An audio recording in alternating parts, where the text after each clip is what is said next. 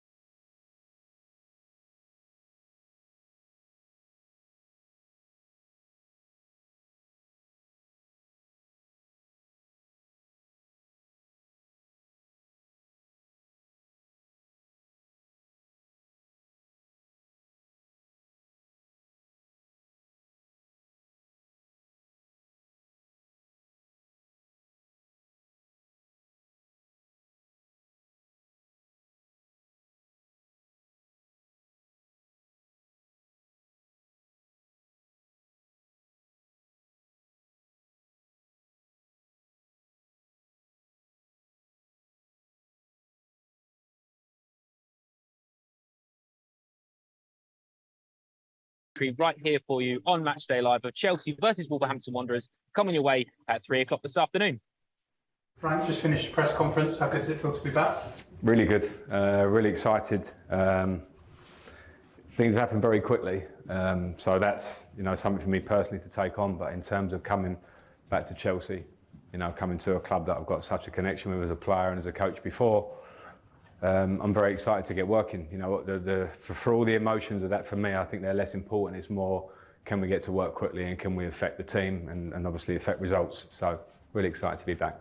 I was going to say about getting to work, first training session this afternoon. How excited are you to get out there on the grass, see the lads and get down to work? Very much so, very much so. It's albeit a quick turnaround, we're very ready and we understand the timing of the game that's coming on Saturday and the games that are coming ahead of us. So it's important that we get to work quickly. I'm very prepared for that with the staff. But in terms of one of the beauties of this job is working on the grass, trying to improve players and improve the squad, and it's important that we try and get to that very quickly. So Frank Lampard's excited, everybody's excited to see how the first game of his second spell goes down here at Molineux, where Chelsea are taking on a Wolverhampton Wanderers side desperate for points in their bid to beat the drop. It has not been that happy of a hunting ground for Chelsea in recent seasons, albeit the Blues are unbeaten in the last 4 meetings with them. Jason Cutney's alongside me for this game. How are you feeling, Jason? Good afternoon, Matt. Good afternoon, everyone, and happy Easter as well. How am I feeling? There's a different feel, and of course there's a different feel. Frank is back, but the same job is now being required of Frank that it was of Potter, to get us playing, performing, and more importantly scoring. It's been a massive problem for us in recent times. I think there's going to be a definitely good feel factor, the fact that Frank has entered the building again. You can see on his face. I'm delighted for him. He has got, listen, there's a lot of games coming up, but of course we can't look ahead too far, but it's impossible not to look ahead to next Wednesday and of course the following Tuesday, the 2 biggest games of our season. We're not going to go down, we're not going to get, maybe we can get European football. That's still very much a possibility. There's 30 points still very much up for grabs, and it starts today. Momentum is a massive thing in elite sport, and today's performance and result, let's come out of this. If we can get a result and performance, then we move forward to Madrid, and then who knows what happens against Brighton, then Madrid again. We've got a week off after that because we have the FA Cup, we're supposed to play Man United, and that gives Frank, if we can get results out of those and still be in the Champions League, all of a sudden things change. He's got a nice gap to work with the players moving forward. He's picked his team, looks like a 4 at the back has already been discussed, and we will see how these boys perform under a new manager. Let's have a look at the games. Jason's mentioned some of them there that Frank Lampard is going to preside over. We'll leave out the Champions League semi-final and final for now and just add yes, them. Let's not do that yet. Whenever they come up. I mean, it's a tricky run-in, isn't it? You think even teams like Bournemouth have got something to play for. Brentford have been brilliant this season, and one way or another, Chelsea, Frank Lampard might have a say in the title race as well. You look at that game at the Emirates at the end of this month, not much motivation needed for that, but of course you need a platform to get to there, and that starts today at Molineux, right? It's easy to overlook this game and look to midweek and Real Madrid, but you've got to go into that with some sort of positivity. We didn't have much of that against Liverpool, so it makes today important. It does, and even though we can't put in the semi-final against whoever, right? But it does feel as though that those 2 games are absolutely key to the rest of our season. Because if we do get knocked out against Real Madrid, those games with an interim manager and moving forward, where's the carrot? Where's you know? And I know that shouldn't necessarily be the conversation we're having right now, because players, they're professional footballers, and the prerequisite should be every game you play, you put your best performance to get in the team for next week. But the season is effectively over then. Then the next thing's to fight for is European football. So it starts today, Matt. You're absolutely right. If we get a result today and see what happens around us, who knows where we can climb. I think the best we can probably hope for right now is 6th. The very, very best we can hope for. And that's not impossible. It really isn't. And it starts today. I felt that we really had to beat Villa. I felt that we had to, there's other games I look back over, and the Everton game, you think, oh God, if we picked up those 3 points there, where would we be? But there's no point looking back. We can only look forward now. And you're absolutely right. Look, Wolves have, every game that we look at right now, I'm looking at the list again, there's something on it. And it should be the same for Chelsea. But I can't get out my head to the Champions League. It's impossible to not look at the rest of the season without feeling that there has to be another game. And can we get beyond Real Madrid? Can that then? And I think what that will do, those games we saw at, there's relevance, because those games have relevance because they want to be in the Champions League team that play whoever. All right, well, let's get on to our 3 points for 3 points, because that's what is at stake today. And the first is to maximise the new manager bounce. First thing on this, Chase, do you think that it is actually a thing? I mean, you're not going to get that from Graham Potter to Bruno, because he's part of the same staff, but just in terms of a different voice as much as anything else, is that what we mean by the new manager bounce? Yes, and again, it's impossible to have this conversation without looking at Real Madrid. It's impossible, because those players, they want to be in that team. They want to be, is there a chance? Look, if there's one club that can do it with an interim manager, it's Chelsea. If there's one club that can win the Champions League by changing the manager halfway through the season, it's Chelsea.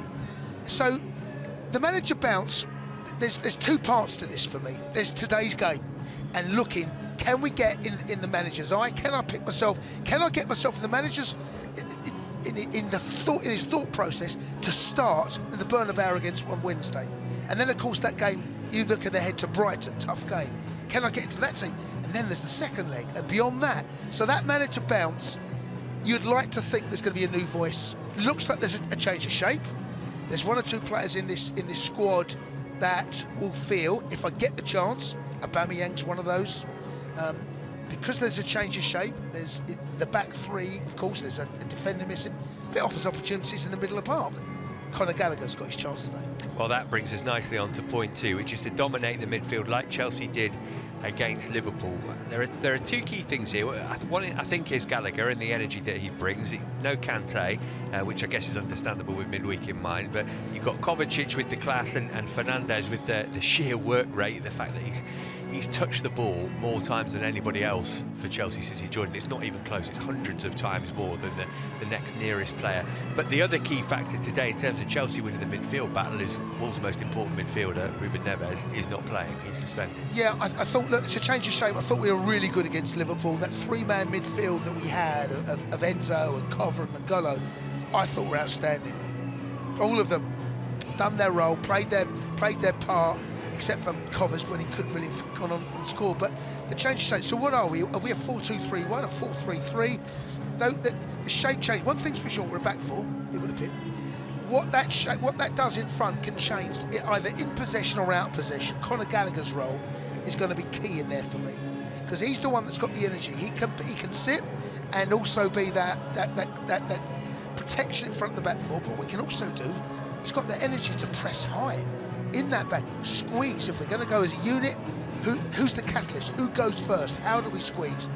So the midfield area, you're absolutely right. Ruben Neves is, for me, their best player by some distance. That's a massive miss for them, huge miss. So if we can dominate the middle of the park, and it's not always, but most cases in the Premier League, if you could dominate midfield area, you tend to go on and dominate possession and create the better chances. And we've got the players to do that today. So absolutely right area to pick. At point 3, opportunity knocks for fringe players. Now this might be something that actually applies more to those who are going to come off the bench, although we've mentioned Gallagher, and I mean, would you call him a fringe player? He features in every game pretty much, but more often than not from the bench. But for people like Christian Pulisic, maybe Dennis Zakaria and Aubameyang, yep. As you mentioned, you know, it's a fresh audition, is it? That's what they always say. It's part of the new manager bounce. Everybody gets a clean slate. Frank made that point in his presser by saying that, listen, there's a clean slate. He's got to pick 11. He has to pick some players today. So there's going to be someone he's had his mind. He was here on midweek against Liverpool. He would have been watching a lot of Chelsea games. You know, he's a football man, and he's a Chelsea boy.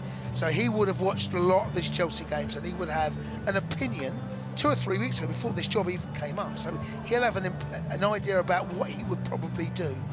So you're absolutely right. When opportunity comes, take it. Kepa, wasn't in Frank's team. Mendy came in, if we'll remember, and Kepa couldn't get it. Now Kepa's got his opportunity. He's got the gloves right now. There's certain positions all over there. Sterling's come back. Mace, gutted for Mace, because we know that he would have been a big part probably today and hopefully on Wednesday night, who knows, with the injury. But it might be from the bench. Aubameyang, it's a great point. We don't really play with a striker. We haven't done for a number of seasons. Aubameyang came in a week before Tuchel was sacked, and then we saw what happened after that. Potter didn't really fancy him, was ostracised. He comes off the bench today. Slots. I mean, the chances we had against Liverpool, the two I can think of is Cover and Kai. I'd like to think that Aubameyang puts one of those away. And the chance with Kai down the middle, that pass, that's an Aubameyang type run, and the Kai's touch just took it to his right hand side a little bit, and it didn't open the goal up as much, and in the end it come off his arm, as we all know, and ricocheted. The goal was disallowed. So there are chances, not just for the 11, but off the bench. Sterling's another one. Sterling's been out the team. He's had injury problems this season as well. All of a sudden there's a new manager coming, and Frank has got the kudos. You know, Frank has got, he's won the Champions League as a player. He was captain that night. We all remember in Munich what he did. No JT, no Brenner. He was the skipper that night and was outstanding and lifted the trophy. And I think there's a little bit of that still, the players must look up and go, wow. I mean, I remember that night so well. There's players in this team that haven't won the Champions League. There's some that have, but there's players here that, we're 4 games away from a final. Sorry to keep going back to the Champions League, but that's where our season is. That's where it is.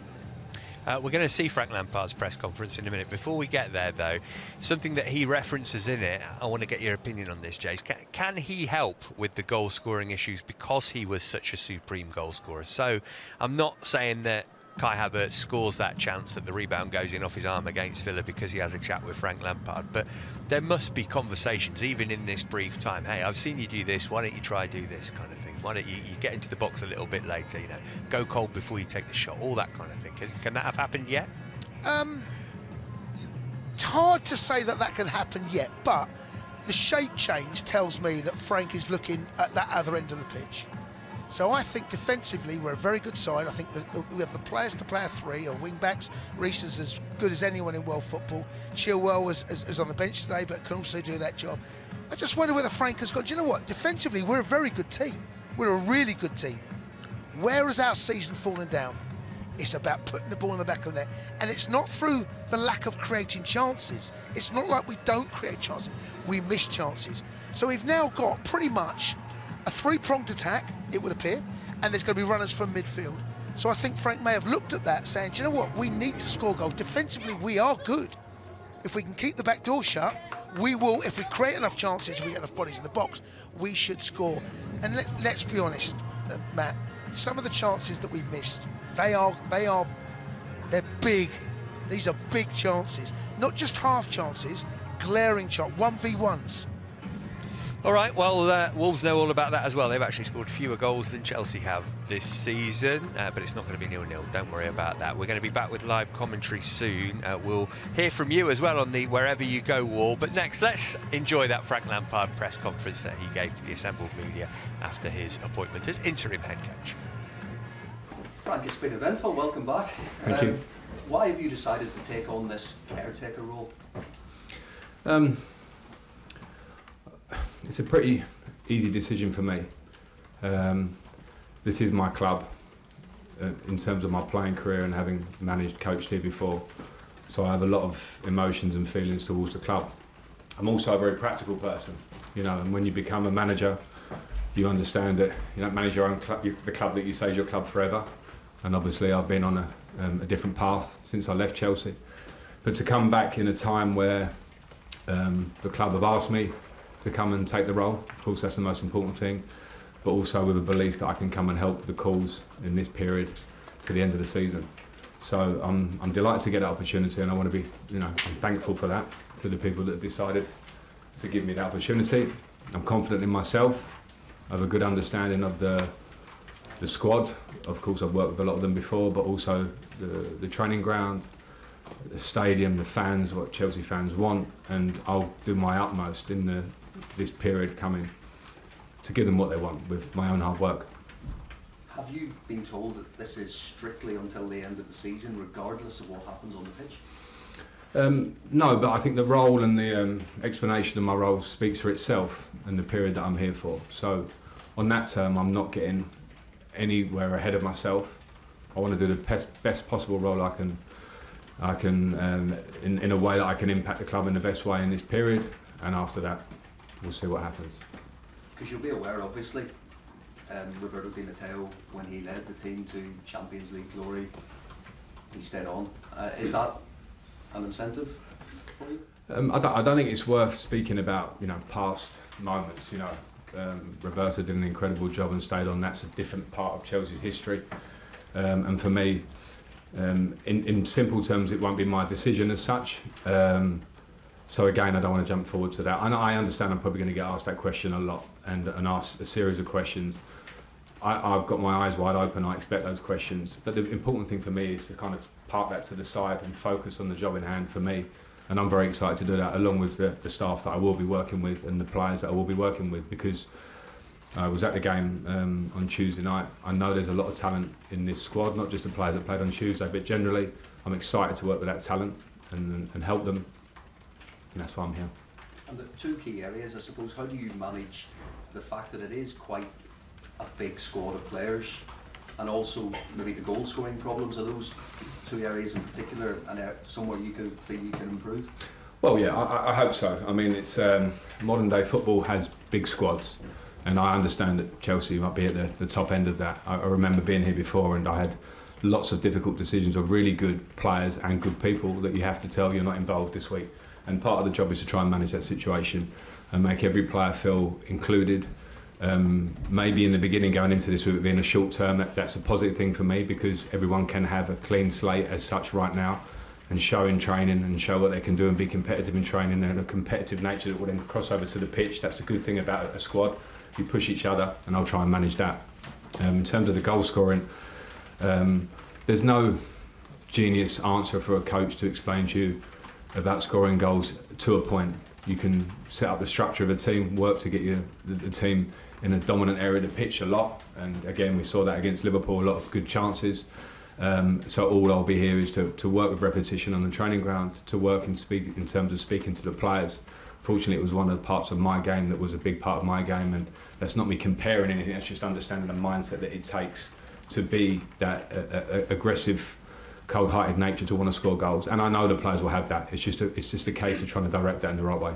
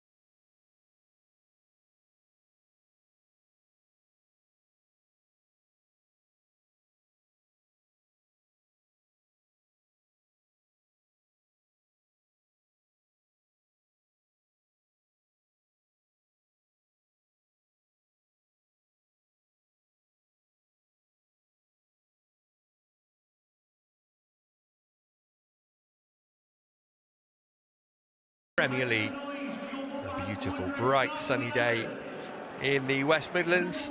Now just awaiting the arrival of the two teams.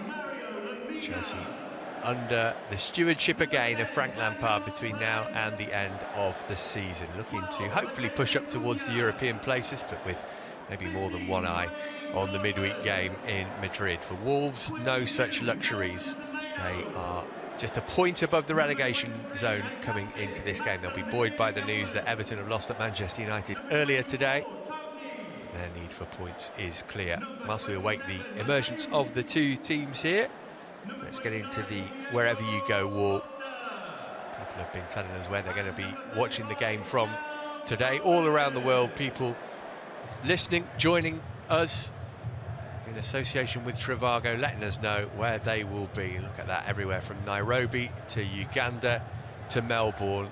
Chelsea are supported all over the world, and we are hoping that we're going to see an upturn in fortunes starting from this afternoon. Jason Cudney's alongside me for the match. Jason, I can't help but shake the feeling that this is all very reminiscent of the last time Chelsea won here. Baking hot day, academy graduates in the team, and maybe for Tammy Abraham-Reid, Conor Gallagher. And one thing we didn't really speak about in the warm-up is that Wolves are going to be nervous, right? The position that they're in, they haven't won for a while. They'll be seeing a home game against Chelsea, this season's Chelsea, as one that they probably ought to be getting something from. There's quite a bit of pressure on the home side today. Maybe the Blues can play into that. There is a bit of pressure, of course, in fact, huge amount of pressure. Premier League survival, we know how important it is. We've seen how many managers have lost their job, not just in you know, at the top of the table, where, you know, where we were, but of course, in and around the bottom. There's been a number of managerial changes. Why? Because it's absolutely crucial your side stays in the Premier League for so many reasons. Financially, we know how devastating it can be and how much it can change your fortunes, not just for the next season, but for many seasons to come. And it's the only place to be. You're absolutely right. This is the Chelsea side that you go back over years gone by, where Wolves have come and say, we'll take anything. Now they might look and go, do you know what? This is a side that's in a little bit disarray. There's been a managerial change for the second time this season. There's a change of shape, it would appear. They've got different things on their mind. There'll be, maybe Wednesday night will be on the players' mind. But Wolves will go into this game as a home game. If they are going to stay up, Matt, this is one of those games they've got to take something from. And you know what? They'll probably take a point. Bearing in mind what you just said about Everton, they'll take a point today. Yeah, 1-1 for them at Forest last week. They are 18 points worse off than at the same stage they were last season. It's the fewest points and wins and the most defeats they've had at this stage of a campaign in any of their 5 seasons since promotion. There was a big uptick initially when Julen Lopetegui took charge, but that has since gone by the wayside a little bit. No wins in 3, only 1 in the last 7. That was against Spurs here at the start of this month. That's for Chelsea. They start the day in 11th, 39 points from 29 played, won 10, drawn 9, lost 10. Goal difference still in the negative. 5 points off 7th place at the moment, level on points with 10th Fulham. Although they have played a game more in the bottom half beyond the opening game, 6 games of the season for the first time since 2016. Not finished in the bottom half since 95-96, so we can all look to Madrid with anticipation, but nobody wants to be a part of a Chelsea team that doesn't finish in the top half of the table. Now let's bring you up to date with the team news while we await the emergence of the 2 sets of players. 2 changes made by Frank Lampard from the team picked by Bruno against Liverpool in midweek. Gallagher and Sterling coming in, Chilwell and Kanté go out. Chelsea have Kerr in goal. The back 4 is Reece James, Kalidou Koulibaly, Wesley Fofana and Marc Cucurella. In midfield, Mateo Kovacic, the captain, Enzo Fernandez and Conor Gallagher, with Raheem Sterling, Kai Havertz and Joao Felix, your front 3.